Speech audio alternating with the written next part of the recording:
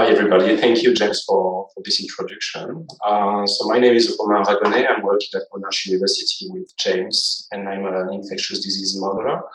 And I'm going to present our modeling work on basically estimating the effects of population-wide screening for latent and active TB in the Marshall Islands. So the Marshall Islands is a country with a high TB burden. So it's estimated that TB incidence was around 500 per 100,000 per year in 2019.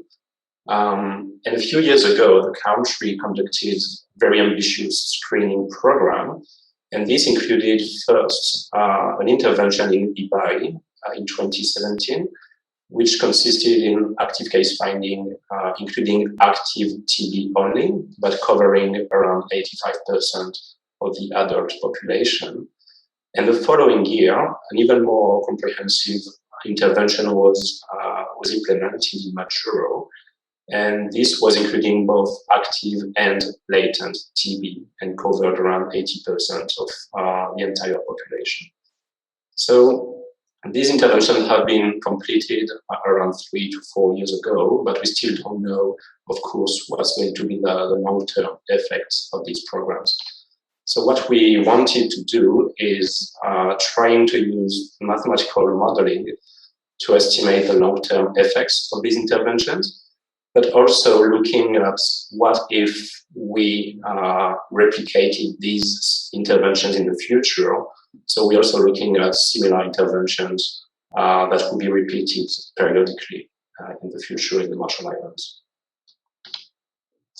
So this is the model that we are using. It's a compartmental model, which means that the population is divided into different categories, and each of these categories has some specific characteristics. And this includes characteristics of infection, where, for example, here we have a susceptible category, which means people have not been infected yet. Then we have 2 latent infection compartments to model an increased risk of progression for the early stages of infection, and then a reduced risk of progression later after infection. We have an active disease compartment, treatment compartment, and this compartment is for individuals who have recovered either through natural recovery or treatment. We also have reinfection in the model, so both individuals that are currently infected or those that have been diseased before, they can actually be reinfected. And this entire model is replicated to account for different age groups, different locations, and also the active disease compartments. They are replicated to account for smear positive versus smear negative TB and also extrapulmonary TB. And when it comes to modeling the interventions, active case finding and so screening of active TB is modeled through an additional pathway from the active disease compartment to the treatment compartment, and preventive treatment is modeled through transitioning more people, or actually transitioning people from the latent compartments to the recovered compartments. So some more details about the model. We included some demographic data to make sure that we are simulating a realistic population in terms of age distribution, for example. We also have age-specific characteristics, including for infectiousness, but also the prevalence of diabetes, because we know it's quite important for the Marshall Islands. Also some age-specific effect of BCG, because we know there is a waning effect of vaccination. And we also have some time variance parameters to capture the programmatic changes over time. So in case of, in terms of case detection, and also in terms of treatment success rate. So once we've built the model, we need to calibrate it. So that means making sure that we capture the local epidemiology as accurately as possible. And the data that we're using for doing this is summarized here. So we have some notification data But even more importantly, we actually have data on active TB prevalence and latent TB prevalence, and these data were measured during the intervention. So it's actually quite a unique opportunity to calibrate a model properly, because that means we have a very good idea of what the actual TB burden is, because we know that relying on notifications only is not always sufficient. And also having both latent and active TB data means that we are able to constrain more parameters in our model. And this includes, of course, the rates of progression from latent to active TB. The other thing that's interesting with this data is that we have data from the pre-intervention era, but we also have data that were captured at intervention time, and also data that were captured after intervention. So that means we are able to capture the dynamics, the historical dynamics of TB in the Marshall Islands. Then we have a reliable snapshot of what was the TB burden like exactly when the intervention started. And we also have some post-intervention data to constrain the modeled effects of the interventions. So very quickly, just to show how well the model was able to capture these different calibration targets. But the most important findings, I believe, are about these projected effects. So this is showing you in purple a counterfactual scenario where there is no intervention included in the model. So that means what would have happened in the absence of these interventions. And then the blue scenario is the actual configuration where these interventions have been implemented. So you can of course see the difference here, which is quite significant, especially in Majuro. And I think you might remember a result that was briefly mentioned by Michaela yesterday, that for the places where latent TB was included in the program, the intervention is expected to have a much more significant effect compared to IPAI, where only active TB was included. And another thing that's interesting to note is that even at the national level, the impact is significant, but it's also sustained. So we can see that even in 2050, there is still a significant difference between the baseline no intervention scenario and the intervention scenario. So what if we repeated these interventions in the future? So here we are considering multiple scenarios where active case finding will be repeated either every 2 years or 5 years or 10 years. We are considering two types of interventions. So one is active case finding, including active TB screening only. So that's on the left-hand side here. And the other one is including latent TB. So it's kind of the Majuro-like intervention.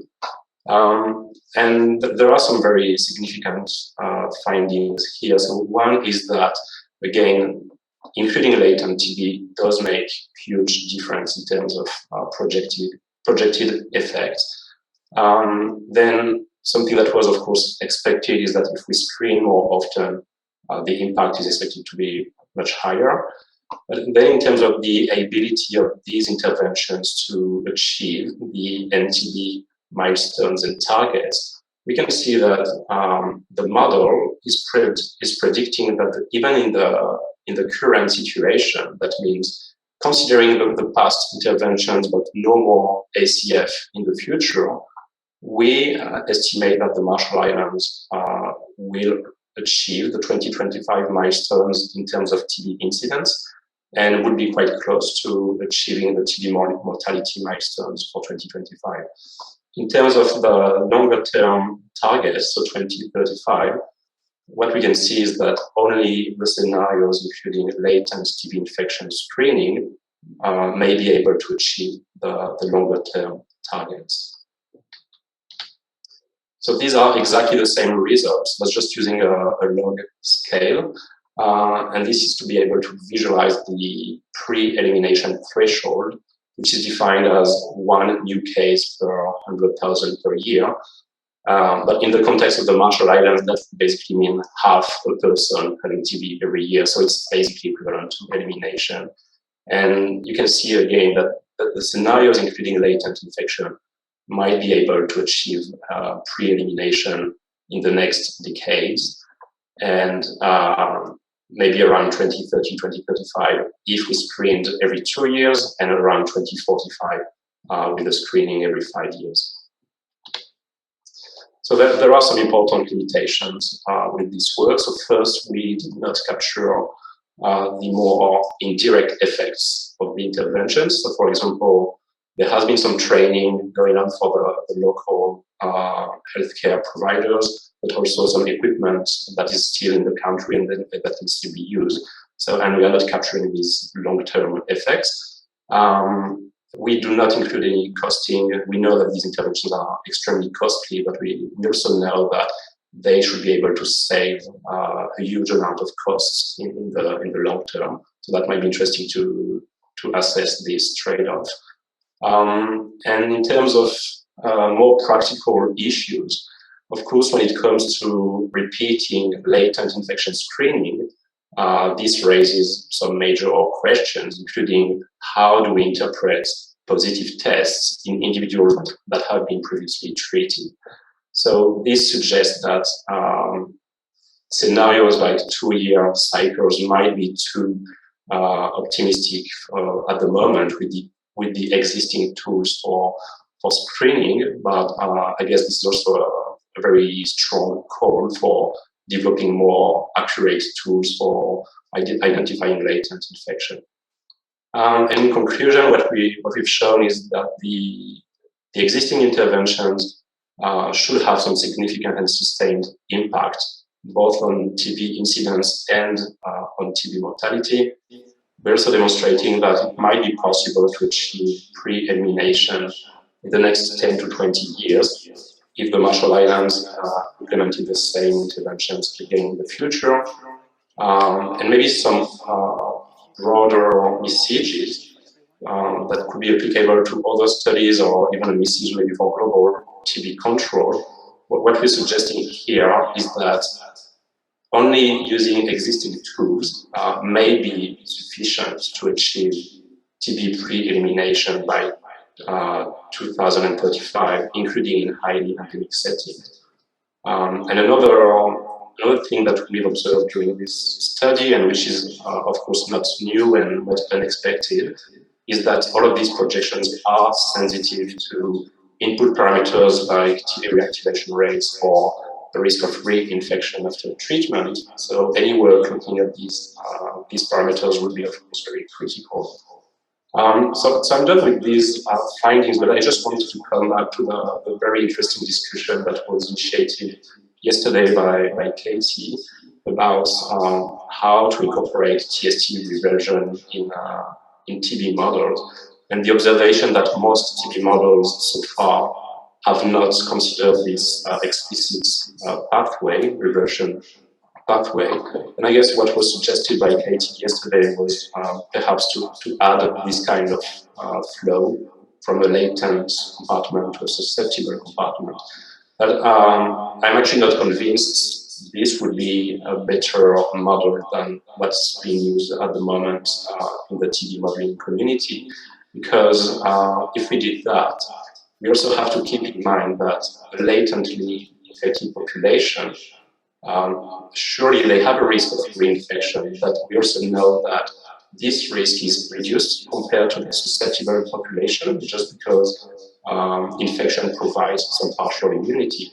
So if we were to transition this default back to the S compartment, this would be equivalent to assuming that prior infection does not confer any immunity at all, which I think is open to discussion, and I'm not sure there is evidence around that. And the other point, which might be even more important, is that once people are in this S compartment, they don't have a risk of progression to the active disease compartment anymore, which might be, again, not a very realistic assumption if you consider for example, HIV-infected individuals that might have a negative TST that might still be infected and have a risk of progression towards active TB. So I think that's a very important discussion, and I thank you, Katie, for opening this discussion, because I guess the current models are not capturing this reversion issue explicitly, and we should certainly make more effort to do this. But just adding this pathway back to the S compartment, I think the current evidence is not supporting this assumption either. So I thank everyone who was participating in this study, in particular the implementation team. WHO provided some support and expertise to help doing this work, and also everyone who were involved in this study from the Australian side. Thank you very much, everyone.